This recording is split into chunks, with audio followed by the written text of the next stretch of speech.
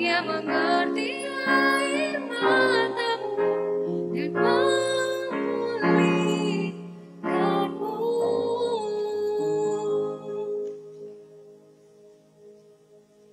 Shalom, saudara-saudari yang terkasih, selamat pagi. Majelis Jemaat mengucapkan selamat datang dan selamat beribadah secara daring, terkhusus bagi saudara-saudari yang baru pertama sekali mengikuti ibadah di POG Tanjung Sari. Apabila memerlukan informasi lebih jelas tentang kegiatan POG Tanjung Sari, dapat menghubungi Sekretaris Majelis Jemaat Gereja. Kita memasuki hari Minggu ke-9 setelah Trinitatis. Ibadah ini dilayani oleh Ibu Pendeta Lucy Lumban Tobing dari Gereja Kristen Protestan Indonesia sebagai pelayan firman, beserta segenap pelayan yang bertugas. Melalui ibadah ini, kita diajak menghayati tema berusaha memelihara kesatuan roh. Saudara-saudari dapat mengikuti atau menyesuaikan ajakan berdiri dan duduk maupun dalam tata ibadah sesuai dengan keadaan. Sebelum ibadah kita mulai, marilah kita terlebih dahulu masuk dalam saat teduh.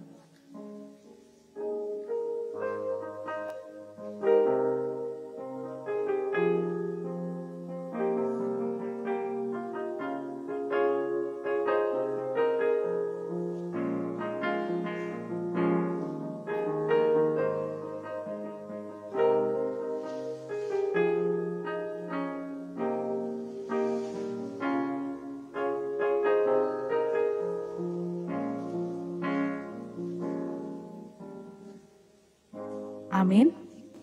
Untuk menyambut kebaktian kita pada hari ini, jemaat kami undang bangkit berdiri. Marilah kita angkat pujian dari pelengkap Kidung Jemaat nomor 2, Mulia, Mulia Namanya.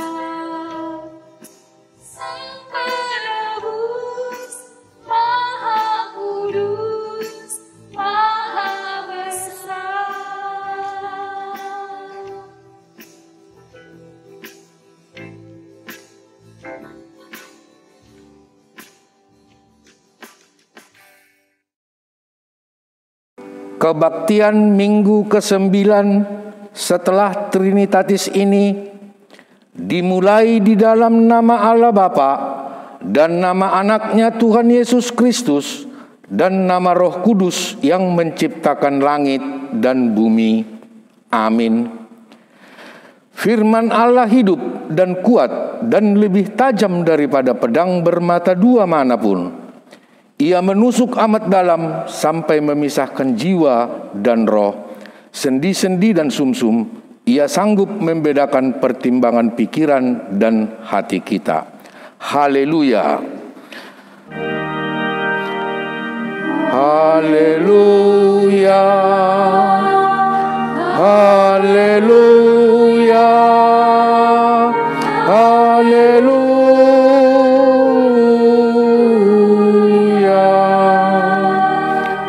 Marilah kita berdoa. Ya Allah Maha Besar, bersama-sama sebagai umat-Mu kami datang bersimpuh di hadapan-Mu dan menyembah-Mu. Kami bersyukur untuk tuntunan dalam kehidupan pribadi selama seminggu yang berlalu. Besar kekuasaan-Mu dan ajaib perbuatan tangan-Mu. Tidak pernah sekalipun Engkau meninggalkan kami. Ketika kami bersuka atas pelayanan yang berjalan, Engkau ada di sana. Ketika kami menangis terpuruk dalam pergumulan demi pergumulan berjemaat yang membuat kami seperti hilang asa pun, Engkau tetap di sana melihat kami, menata rumah Kristus melalui pelayanan yang Engkau berikan. Kami mengaku sebagai persekutuan umat Tuhan, kami seringkali tidak menghadirkan damai sejahtera di dalam persekutuan maupun di luar persekutuan, selayaknya sebuah persekutuan yang menjadi berkat bagi seluruh ciptaan-Mu. Kasihani dan ampunilah kami ya Bapa, berikanlah pertolongan-Mu dan baharui hidup kami, agar hidup dan persekutuan ini dapat menjadi berkat bagi semua orang. Terlebih di saat kami menyiapkan rumah ibadah, Bapa, bentuk kami terlebih dahulu, persatukan hati, agar dengan kesatuan hati kami dapat berdiri tegak dan siap Tuhan pakai sebagai berkat bagi lingkungan di mana rumah ibadah kami kelak berada. Agar semua orang boleh melihat pekerjaan dan perbuatan-Mu yang penuh kuasa dan memuliakan nama-Mu. Dalam nama Tuhan Yesus kami bersyukur dan berdoa. Amin. Sebelum kita mendengarkan amanat hidup baru, marilah kita angkat pujian dari Kidung Jemaat nomor 309 ayat ketiga, biar ku tumbuh di batang-Mu.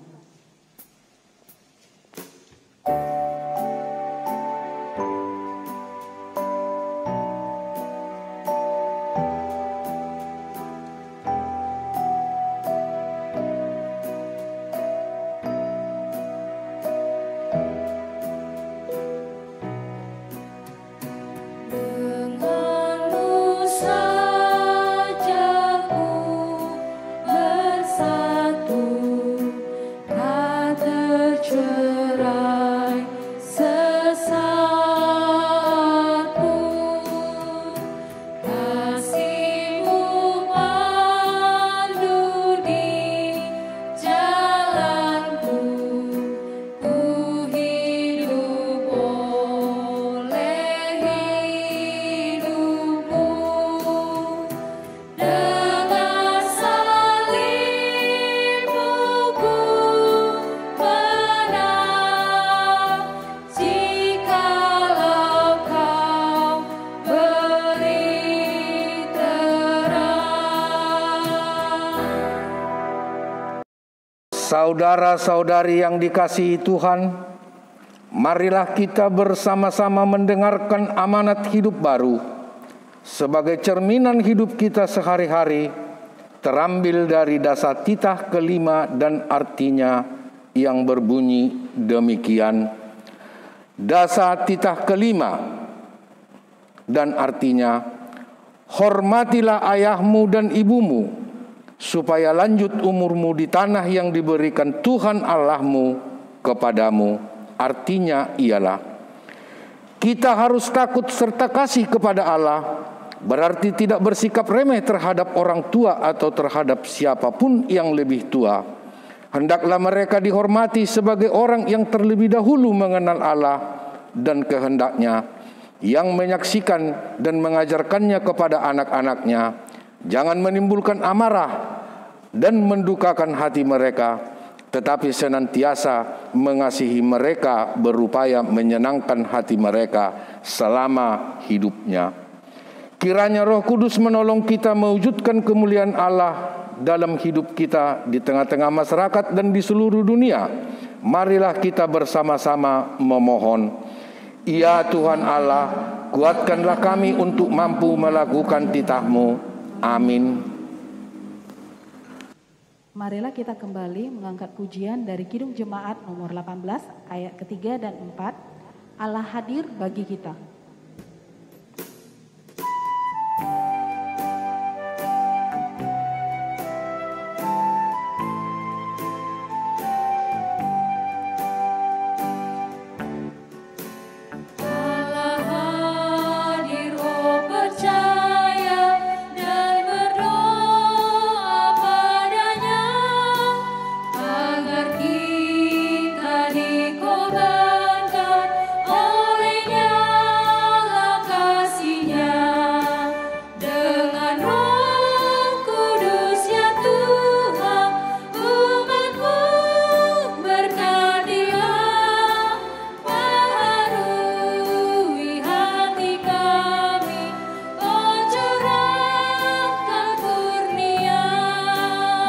diundang bangkit berdiri.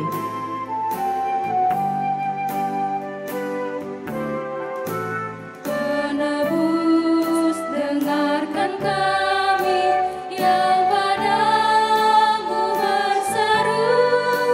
Buka tingkap anugerah-Mu, berikanlah berkat penuh. Dengan Roh Kudus ya Tuhan, umat-Mu berkatilah. Baharui hati kami, Oh curahkan kurnia. Saudara-saudari terkasih, kini saudara-saudari berdiri di hadapan Allah yang Maha Tahu dan Maha Agung. Bila saudara-saudari mengharapkan pengampunan Tuhan atas segala dosa dan pelanggaran, maka tibalah saatnya mengakui segala perbuatan kita yang jahat di mata Tuhan. Oleh karena itu, mari tunduklah kepala, berdoalah di dalam hati, dan nyatakanlah kepada Tuhan pengakuan dosa kita. Doa pribadi dimulai.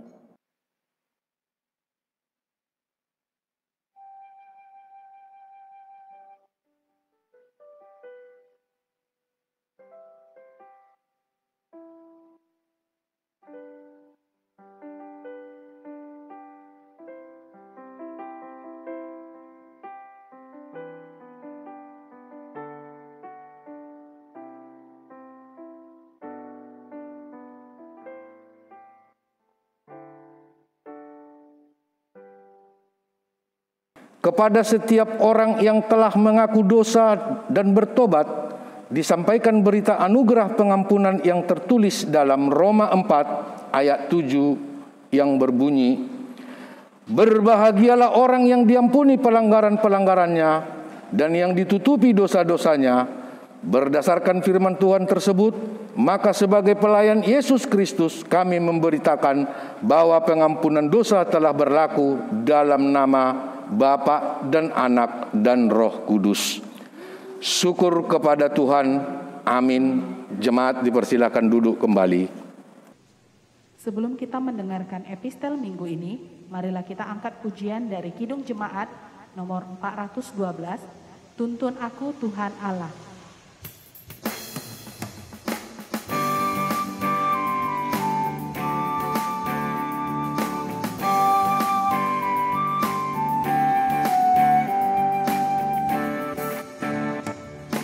Tuntun aku Tuhan Allah, lewat gurun dunia.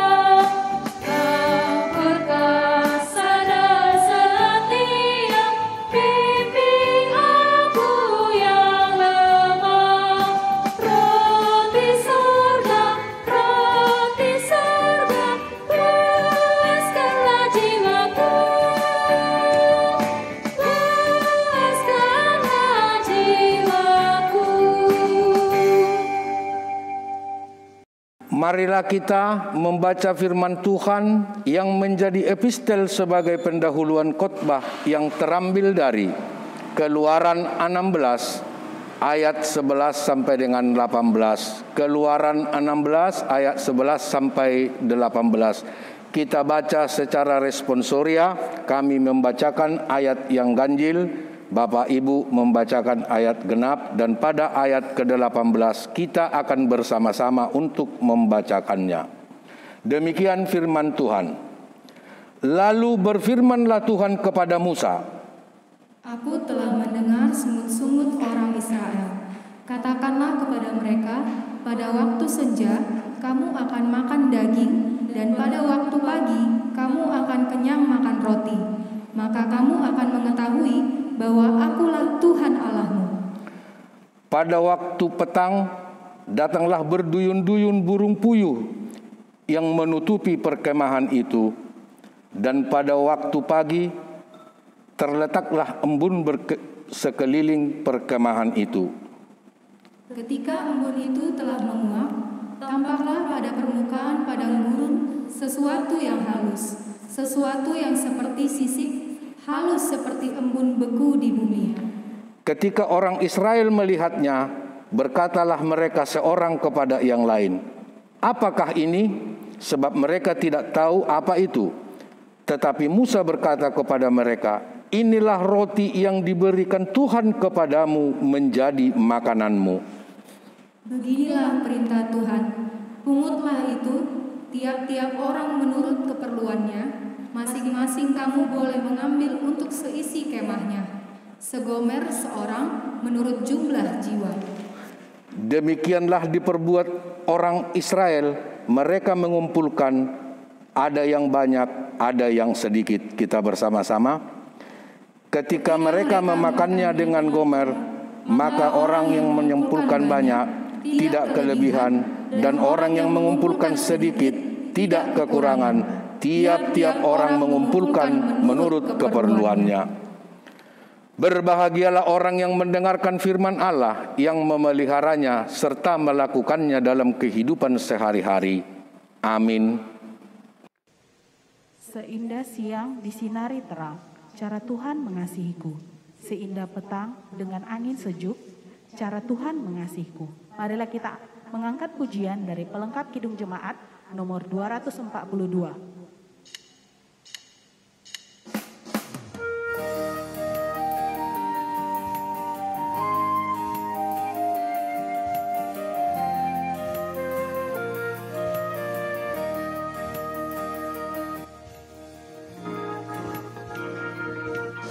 Seindah siang disinari terang, cara Tuhan mengasihiku. Seindah petang dengan angin sejuk, cara Tuhan mengasihiku.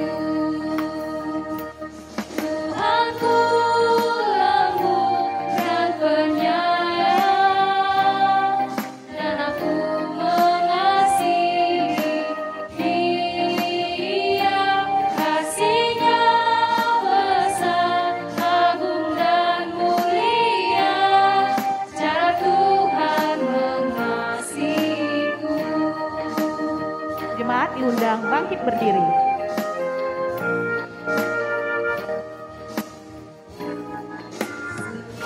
Dalam yang seluas angkasa, cara Tuhan mengasihiku.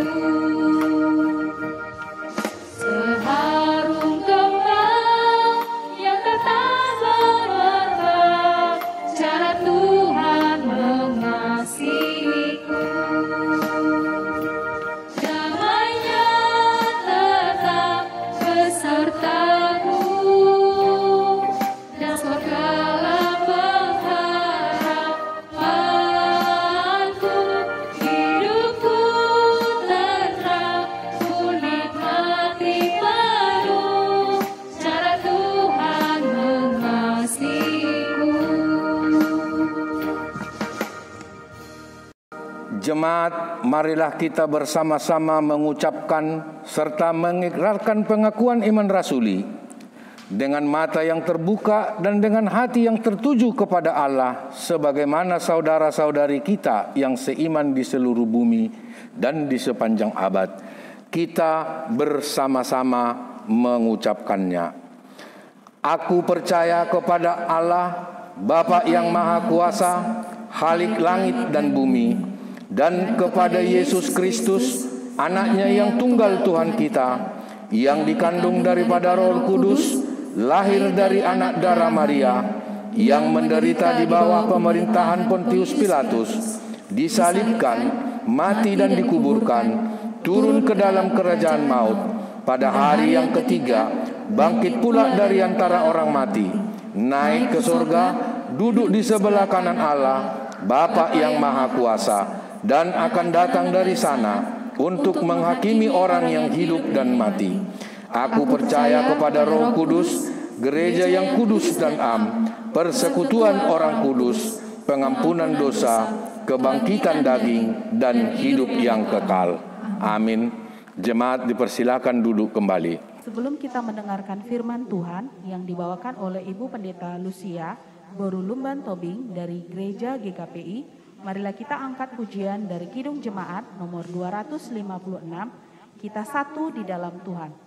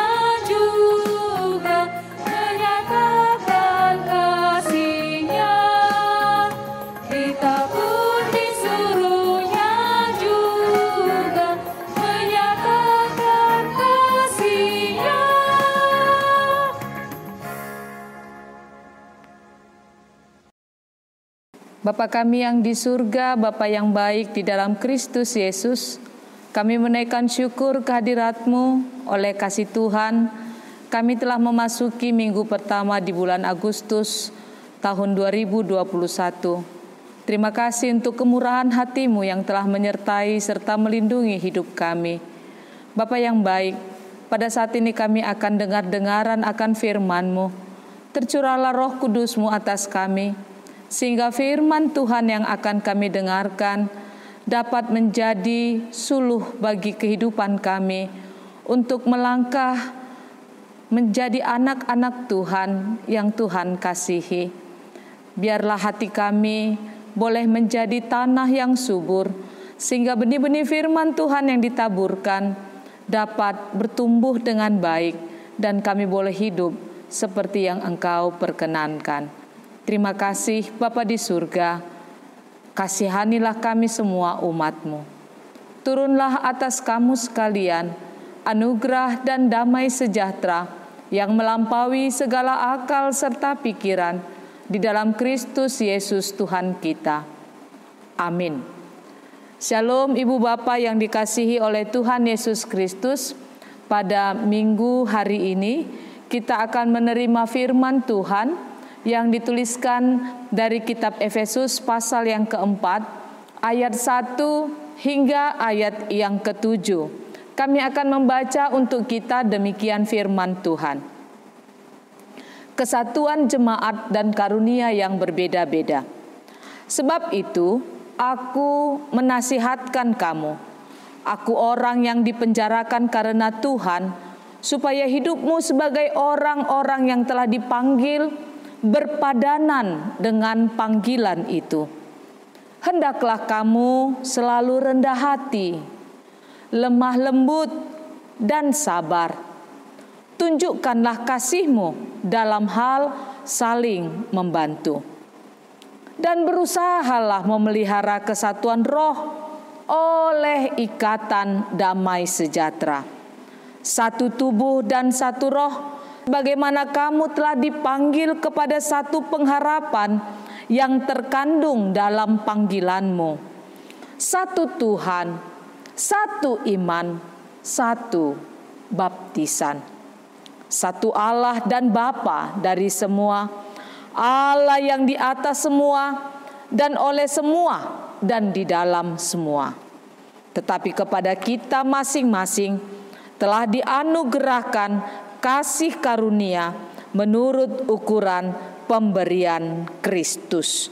Demikian pembacaan firman Tuhan. Ibu bapak, saudara-saudari yang dikasihi oleh Tuhan Yesus Kristus, pada minggu hari ini kita telah memasuki minggu pertama di bulan Agustus, di mana pada bulan ini kita merayakan satu momen yang istimewa, yaitu perayaan Dirgahayu Republik Indonesia pada tanggal 17 Agustus mendatang. Dan pada momen yang istimewa ini, pastilah kita akan kembali diingatkan bagaimana kita sebagai anak-anak bangsa berupaya mengisi kemerdekaan yang telah diperjuangkan oleh para pahlawan kita, supaya negeri kita ini, supaya Republik Indonesia yang bersatu ini boleh tetap menjadi satu bangsa yang kuat, bangsa yang berjaya, bangsa yang dapat berdiri teguh bersama-sama dengan negara-negara lainnya. Ibu bapak saudara yang dikasihi Tuhan, kita terdiri dari berbagai elemen dan anak-anak bangsa yang mempunyai karakter serta suku bangsa, agama yang berbeda-beda. Tetapi harapan daripada berdirinya Republik Indonesia ini adalah supaya kita boleh tetap menjadi satu negeri yang bersatu. Gus Dur pernah berkata demikian, agama melarang perpecahan, bukan perbedaan. Artinya apa Bapak dan Ibu? Artinya bahwa kita ini diizinkan untuk berbeda. Berbeda keyakinan, berbeda suku bangsa, berbeda gaya hidup, berbeda pilihan-pilihan. Tetapi kita dilarang untuk berpecah. Silakan berbeda, tapi jangan berpecah. Tapi ibu bapak kita tahu bahwa hal itu tentulah sulit untuk dilakukan. Karena apa? Karena di sekitar kita ini ada sikap, karakter, perilaku, gaya hidup yang berbeda-beda. Namun Tuhan mengajak kita agar bijaksana dalam membangun relasi dengan orang-orang yang ada di sekitar kita, khususnya dalam persekutuan kita dengan orang-orang yang telah diselamatkan di dalam penebusan Yesus Kristus. Nah, oleh karena itu Rasul Paulus pada firman Tuhan hari ini menyampaikan kepada kita bagaimana kita memelihara hidup yang bersatu itu. Dikatakan oleh Paulus supaya kita hidup berpadanan dengan panggilan. Panggilan menjadi seorang Kristen tidak hanya sebatas pada status, tetapi bagaimana kita menghidupi panggilan itu dengan kesungguhan. Dan Paulus memberi contoh tentang dirinya sendiri, bagaimana dia rela dipenjara dan menderita oleh karena Tuhan. Maka untuk memelihara kehidupan yang berpadanan dengan panggilan kita sebagai orang Kristen dibutuhkan komitmen. Komitmen yang sungguh-sungguh sehingga kita dapat melakukan hidup yang berpadanan dengan panggilan kita sebagai orang Kristen. Ada 4 modal kita yang diberikan oleh Rasul Paulus melalui firman Tuhan pada minggu hari ini yang menyampaikan kepada kita bagaimana caranya kita untuk memelihara kehidupan yang bersatu itu. Ada 4. Berusaha memelihara kesatuan roh itu ada 4 modal kita. Apa itu? Yang pertama, ibu bapak saudara yang dikasih oleh Tuhan Yesus adalah hidup yang rendah hati. Itu yang pertama, rendah hati. Ilmu padi makin berisi, makin merunduk. Orang yang makin tinggi ilmunya tinggi pendidikannya, banyak pengalamannya, biasanya akan menjadi orang yang rendah hati. Tapi kalau tanggung-tanggung, tanggung ilmunya, tanggung pendidikannya, tanggung juga pengalamannya, biasanya orangnya menjadi sangat menyebalkan. Bahkan kadang-kadang kita sampai muak nih orang seperti itu. Ada suatu cerita tentang burung merak. Kita tahu burung merak itu punya bulu yang cantik. Mungkin burung yang paling cantik itu adalah burung merak. Nah, Alkisah ada burung merak yang sombong. Di satu hutan, setiap hari dia keliling-keliling di hutan. Dia kalau ketemu sama harimau, dia sapa harimau. "Hai harimau, kau lihat buluku yang cantik ini? Gak ada burung yang secantik aku," katanya sama harimau. Harimau hanya mendengus saja. Karena sebenarnya harimau pun bisa bilang, "Hei burung, gak ada makhluk sekuat dan seganas aku." Tapi harimau gak mau bilang begitu. Lalu ketemu dia sama kijang. Dia bilang sama kijang, "Hei kijang, kau lihat buluku yang cantik ini?" Lalu dia ketemu sama binatang yang lain. Dia selalu menyapa dan hanya memamerkan bulunya yang indah itu. Nah, suatu ketika dia bertemu dengan burung gagak. Dia bilang begini sama burung gagak, "Hei, kau apa?" "Aku burung gagak." "Hei, kenapa kau hitam, jelek, bulumu kusam, bikin malu perburungan kau," katanya. "Kau bikin malu marga kita." Lalu burung gagak bilang, "Lalu kenapa rupanya? Kalau aku hitam, kalau buluku kusam, kalau aku tidak secantik kau, apa urusanmu di situ? Hah, kau lebih bagus menjauh dari aku. Gak kau tengok buluku yang cantik ini?" Kata burung merak kepada burung gagak. Lalu burung gagak terbang dia tinggi. Lalu burung gagak teriak sama si burung merak, "Hei merak, kau bisa terbang setinggi aku. Memang bulumu cantik, tetapi bulumu yang cantik itu membuat kau tidak bisa terbang tinggi. Aku bisa terbang tinggi," kata burung gagak. Nah, ibu bapak saudara yang dikasihi Tuhan Yesus, setiap makhluk, ya kalau kita, setiap orang sesungguhnya mempunyai kelebihannya masing-masing. Tidak ada satu makhluk pun di dunia ini yang tidak diberikan Tuhan karunia untuk mempunyai kelebihan, keistimewaan, keunikan di dalam kehidupannya.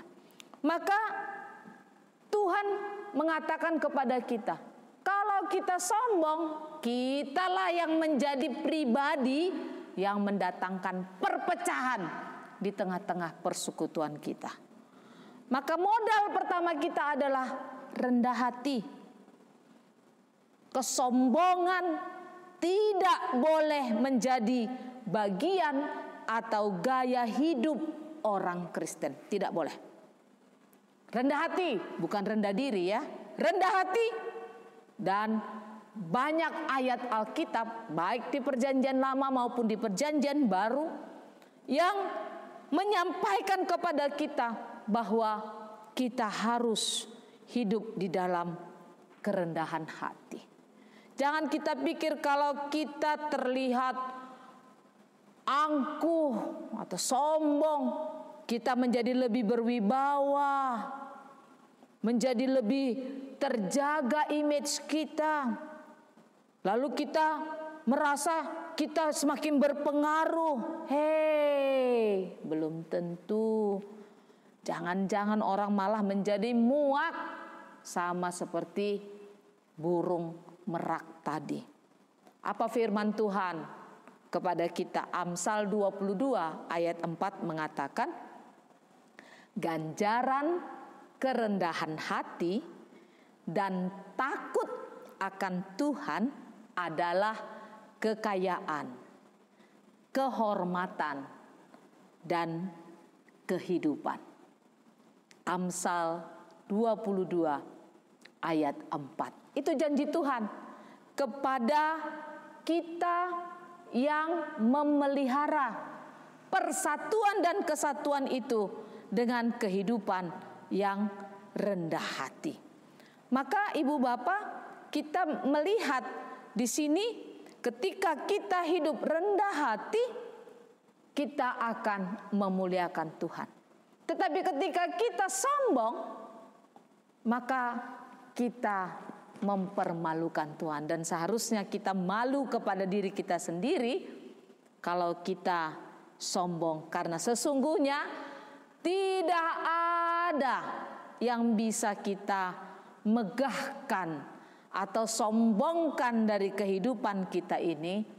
Ya, kalau kita cantik masih banyak jauh yang lebih cantik di luar sana. Kalau kita pintar masih banyak yang lebih pintar di luar sana.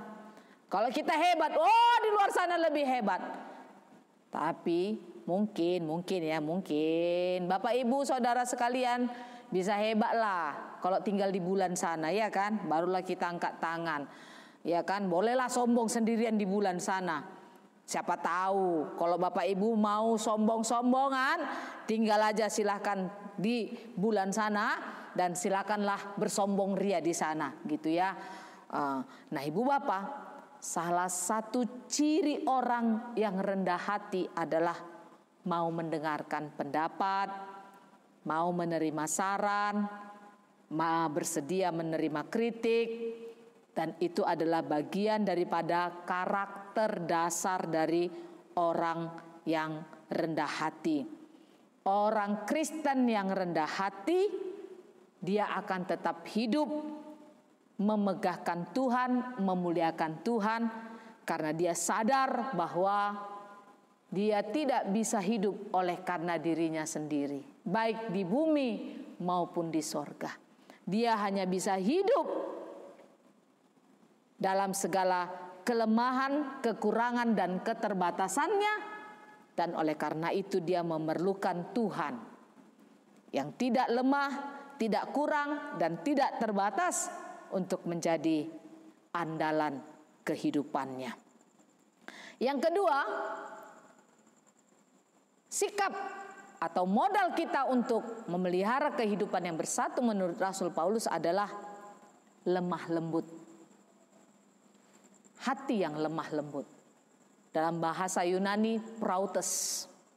Prautes ini adalah gambaran seekor hewan liar yang telah dijinakkan untuk melayani manusia, sehingga kekuatan hewan itu dapat menjadi kebaikan bagi manusia.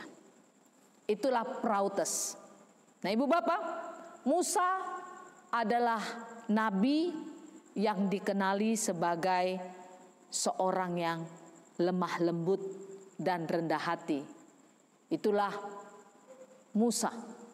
Tuhan Yesus sendiri menyebut dirinya, datanglah kepadaku karena aku lemah lembut dan rendah hati. Orang yang lemah lembut itu bukan orang yang lemah. Malahan saya yakin ya, ini keyakinan saya, orang yang lemah lembut itu malahan itu sama dengan superhero, Superman, Batman, Spiderman, Kapten Amerika. Mereka itu orang yang lemah lembut. Ya. Jadi orang yang lemah lembut itu bukan orang yang lemah. Bukan orang-orang yang tidak mempunyai kekuatan, bukan. Orang yang lemah lembut itu adalah justru orang yang kuat. bahkan super kuat. Karena apa? Karena hanya orang yang lemah lembutlah yang dapat menguasai diri, dapat menempatkan diri dengan baik dan berhikmat dalam segala situasi. Orang yang lemah lembut itu tidak akan diatur oleh emosinya, tetapi ia akan memberikan dirinya dituntun oleh kehendak Tuhan. Orang yang lemah lembut adalah orang yang menghargai sesamanya, tidak memaksakan kehendak, dan dia akan menghindari sikap yang memaksa, mengancam, mengintimidasi. Orang yang lemah lembut adalah orang yang mau memberikan dirinya untuk dididik, didisiplinkan oleh kuasa Tuhan untuk melakukan pekerjaan yang baik. Yang ketiga, kesabaran. Ibu bapak, kita tahu kata sabar itu mudah diucapkan, tapi sungguhlah sulit untuk dilakukan. Hampir di setiap sisi kehidupan kita bertemu situasi di mana kesabaran kita terkadang diuji. Ketika orang lain mengalami situasi tertentu, mungkin mudah bagi kita untuk mengingatkan supaya sabarlah kita bilang. Tetapi ketika kita sendiri yang mengalami, seringkali kita gagal melakukan kata sabar ini. Dan ketidaksabaran sering menjadi alasan utama terjadinya kehancuran dan perpecahan. Bahkan Bapak Ibu tahu, banyak perceraian terjadi di tengah-tengah rumah tangga, dan kecelakaan terjadi di jalan raya oleh karena orang-orang yang tidak sabar. Orang sabar itu bukan orang bodoh yang pasrah, tetapi ia adalah orang bijaksana yang optimis serta penuh pengharapan. Kesabaran mampu memperkuat dan menopang iman kita sampai kita memperoleh apa yang Anda harapkan dari Tuhan. Setelah kita merenungkan janji-janji Tuhan dan memiliki itu tertanam dalam roh dan jiwa kita, kesabaranlah yang akan mendorong kita untuk terus bertahan. Maka kesimpulan dari firman Tuhan tidak pernah gagal. Kesabaran membuat kita tidak akan pernah melangkah mundur karena ketakutan, tetapi akan membuat kita terus maju dalam iman sampai kita memperoleh jawaban dari Tuhan. Ada satu pohon yang berumur 5.000 tahun. Ini bukan pohon tertua. Pohon tertua namanya Metusalah, ya.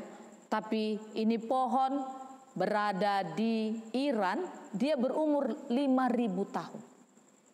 Kenapalah bisa ada pohon berumur sampai 5.000 tahun? Sementara kita manusia 150 tahun pun mungkin sudah, kalau bahasa Bataknya modok-kodok, ngol-ngolan, gak tahu lagi mau bilang apa. Tapi ini pohon hidup 5.000 tahun. Saya melihat gambarnya, pohon itu bertumbuh besar, berdaun yang hijau dan rindang. Tapi apa yang membuat dia bisa bertahan hidup meski datang hujan, meski datang badai, meski datang angin topan, matahari yang terik, cuaca yang ekstrim, apapun yang datang, pohon ini tetap bisa hidup 5.000 tahun dan menjadi saksi sejarah yang membisu terhadap perjalanan kehidupan dunia ini. Ternyata dia mempunyai akar yang kuat, yang perlahan-lahan, yang kita sebutkanlah itu dengan kata sabar, meresap ke dalam tanah, tumbuh kokoh, itulah yang membuat dia bertumbuh, berumur yang panjang. Ibu bapak tahu ada kura-kura bisa berumur 189 tahun. Kura-kura berumur 189 tahun. Kenapa dia bisa sampai berumur 189 tahun? Kura-kura dikenali sebagai hewan yang berumur panjang. Ternyata karena kura-kura pada umumnya mempunyai tabiat yang sabar. Tidak pernah tergesa-gesa, gelisah, panik. Dia adalah makhluk yang sabar. Maka untuk memelihara kesatuan roh, kita perlu sabar. Supaya kita boleh berumur panjang menyaksikan apapun yang terjadi di dalam kehidupan kita. Yang keempat, kasih. Ibu bapak, kasih adalah identitas orang Kristen. Orang Kristen yang tidak mengasihi itu bukan orang Kristen. Maka kalau dikatakan Kristen, kasih. Kasih Kristen. Itu identitas kita. Allah mengasihi kita dan kita juga menghidupi kasih Allah di tengah-tengah dunia ini. Dan panggilan kita sebagai orang Kristen itu membuat kita seharusnya hidup mengasihi. Nah, di tengah-tengah pandemi COVID-19 yang sedang melanda dunia dan sekarang kita sedang menjalani PPKM. Saya mau tanya dulu Bapak Ibu Saudara, boleh dijawab, direnungkan. Dalam situasi yang sulit ini, masihkah kasih menjadi identitas kehidupan pribadi kita? Masihkah kita mengajarkan kasih itu? Masihkah kita melakukan kasih itu? Seberapa panjang tanganmu terulur untuk memberi makan orang miskin, para janda, anak yatim piatu? Entah-entah pun kita bilang seperti orang Israel yang di padang gurun itu. Ngapain pula kita ngasih makan roti orang sana? Kita sendiri terancam makanannya. Kita tahu di pandemi COVID ini banyak tiba-tiba para istri menjadi janda. Tulang punggung keluarga menjadi pengangguran. Anak-anak tiba-tiba menjadi yatim piatu. Karena virus COVID datang. Mencabut nyawa anggota keluarga yang selama ini menjadi sandaran kehidupan.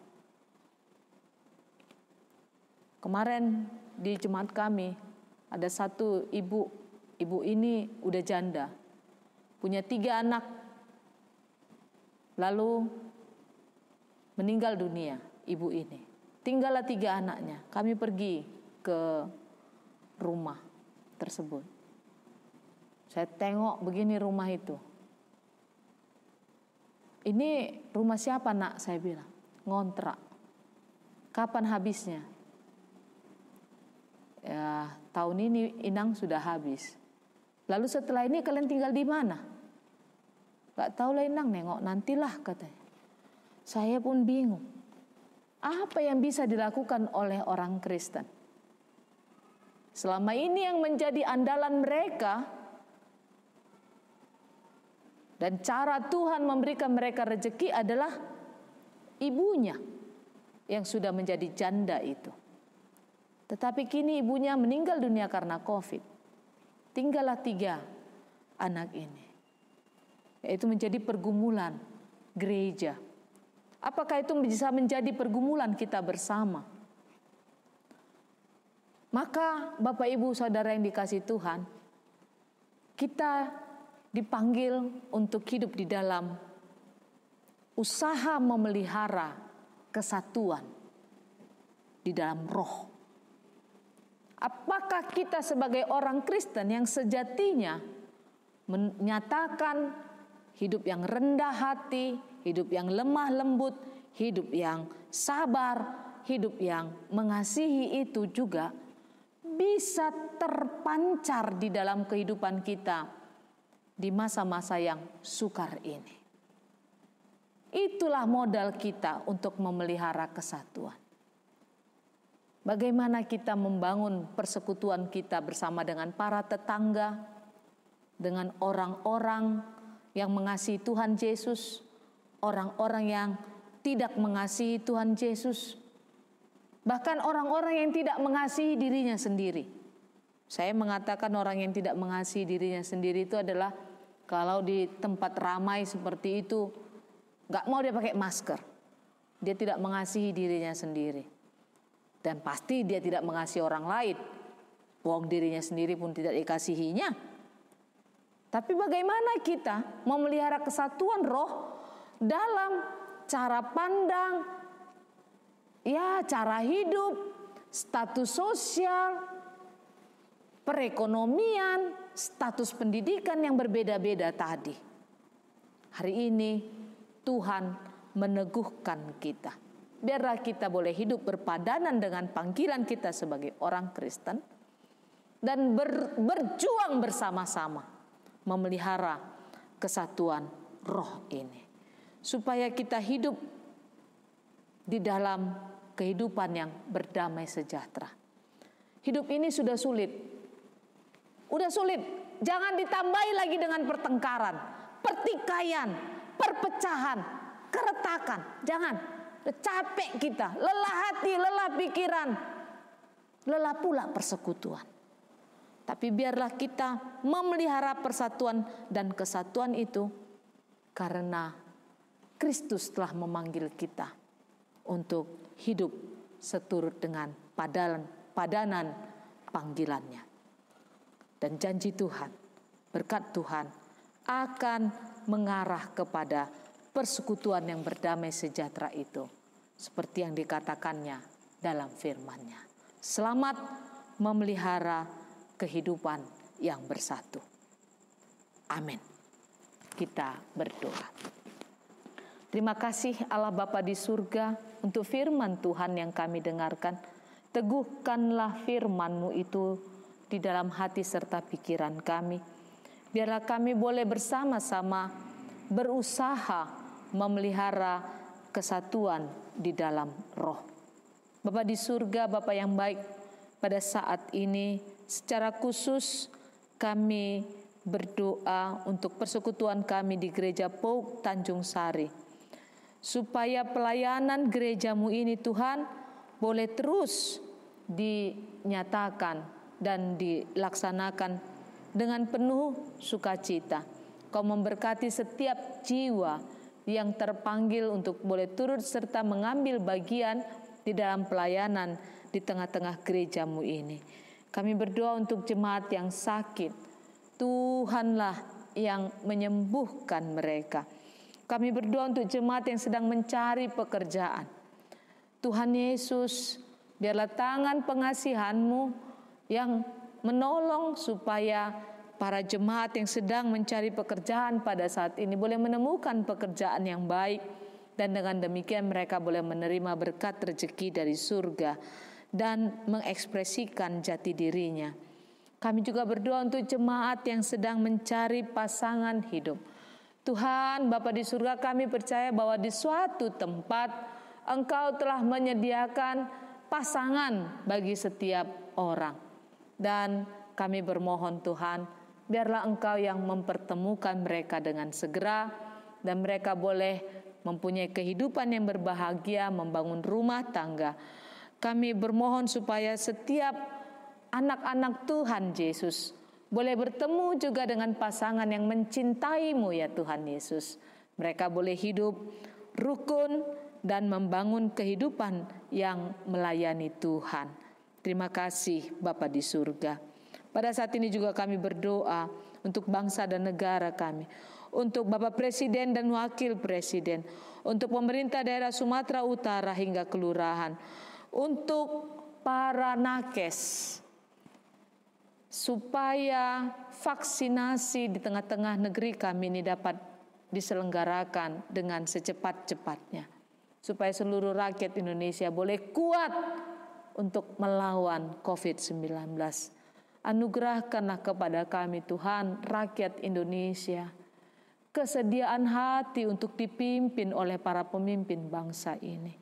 Tolonglah kami boleh menjadi rakyat yang baik, karena kami tahu bahwa Engkau telah memilih menetapkan para pemimpin bangsa ini untuk menjadi cara Tuhan memimpin kami, anak-anak-Mu.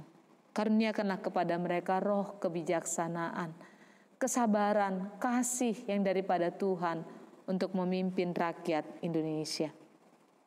Tuhan Bapa di surga, kami juga berdoa untuk penginjilan yang boleh diselenggarakan di Indonesia dan di dunia. Engkaulah Tuhan yang menolong supaya rumah-rumah ibadah dapat didirikan dengan baik sesuai dengan kebutuhannya, dan kami boleh bebas beribadah. Jangan biarkan Tuhan kuasa-kuasa si jahat, orang-orang yang membenci Engkau Tuhan, melakukan kebodohan dengan membuat kami tidak bebas di dalam mengikut Engkau dengan setia. Kami berdoa untuk gereja-gereja yang dirusak dan jemaat-jemaat yang mengalami teror. Biarlah Tuhan Yesus yang tetap meneguhkan, menolong gereja-Mu untuk tetap berani memberitakan firman Tuhan di tengah-tengah dunia ini, supaya kabar keselamatan sampai ke ujung bumi. Kami berdoa untuk sekolah-sekolah teologi dan lembaga-lembaga Alkitab, supaya mereka Tuhan juga dapat mengerjakan panggilannya dengan baik dan boleh menghasilkan anak-anak-Mu yang bersedia melayani Tuhan di tengah-tengah dunia ini. Inilah doa permohonan kami, ya Bapa di surga. Biarlah kasih Bapa menyertai kami sekarang dan sampai selama-lamanya. Dimuliakanlah Engkau. Di dalam nama Tuhan Yesus Kristus kami berdoa. Amin. Jemaat yang dikasihi Tuhan, berikut ini akan ditampilkan warta jemaat untuk minggu ini.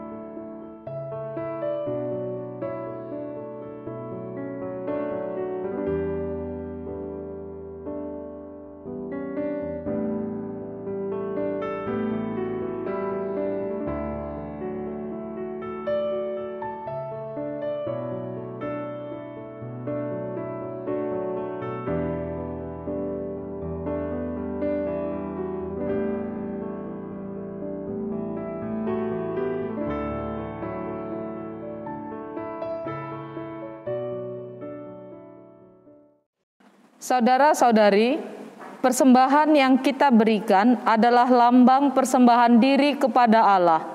Marilah kita berikan yang terbaik kepadanya, sebab yang terbaik sudah Ia kerjakan bagi kita. Persembahan yang saudara-saudari berikan dapat menopang jalannya pelayanan gereja. Dengarlah nats Alkitab dalam Roma 11 ayat 36 yang mengatakan, sebab segala sesuatu adalah dari Dia, dan oleh Dia, dan kepada Dia. Bagi Dialah kemuliaan sampai selamanya. Sembari kita mengumpulkan persembahan, angkat pujian. Sembari kita mengumpulkan persembahan, marilah kita angkat pujian dari Kidung Jemaat nomor 439, Bila Topan Keras Melanda Hidupmu.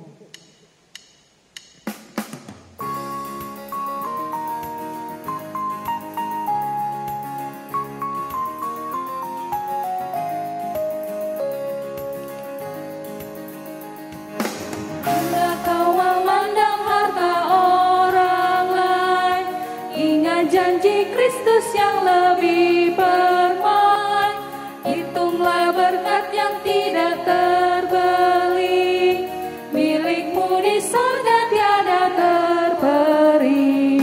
Berkat Tuhan mari hitunglah, kau kan kagum oleh kasih-Nya. Berkat Tuhan mari hitunglah, kau niscaya kagum oleh kasih-Nya. Jemaat diundang bangkit berdiri.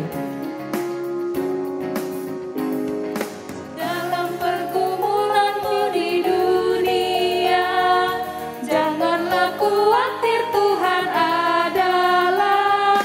Hitunglah berkat sepanjang hidupmu, yakinlah malaikat menyertaimu. Berkat Tuhan mari hitunglah, kau kan kagum oleh kasih-Nya. Berkat Tuhan mari hitunglah, kau niscaya kagum oleh kasih-Nya.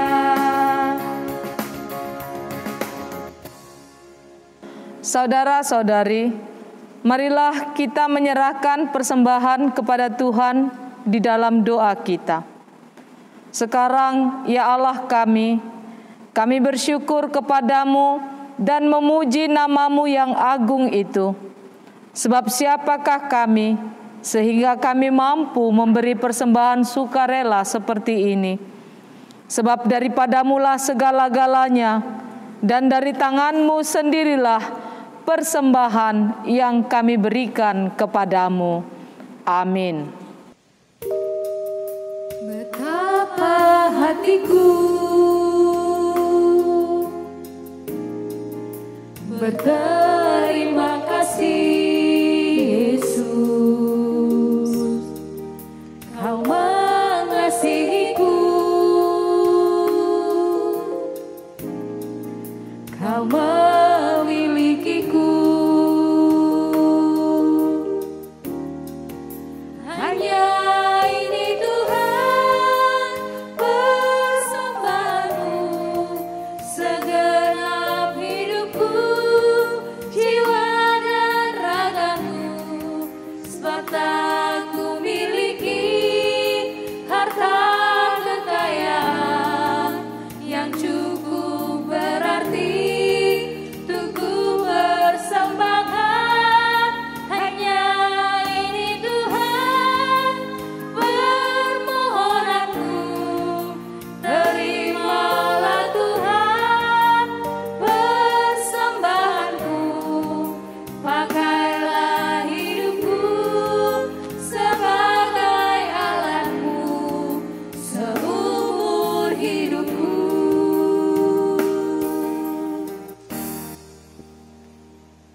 Marilah kita bersama-sama mengucapkan doa Bapa kami.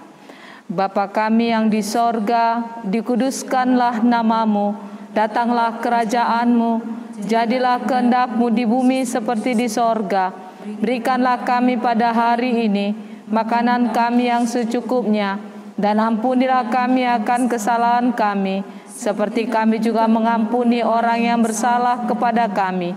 Dan janganlah membawa kami ke dalam pencobaan, tetapi lepaskanlah kami daripada yang jahat, karena Engkau yang punya kerajaan dan kuasa dan kemuliaan sampai selama-lamanya. Amin. Jemaat, pergilah dengan damai sejahtera Tuhan ke dalam kehidupanmu sehari-hari, dan lakukanlah firman Tuhan yang telah saudara dengar. Terimalah berkat Tuhan. Tuhan memberkati engkau dan melindungi engkau. Tuhan menyinari engkau dengan wajah-Nya dan memberi engkau kasih karunia. Tuhan menghadapkan wajah-Nya kepadamu dan memberi engkau damai sejahtera.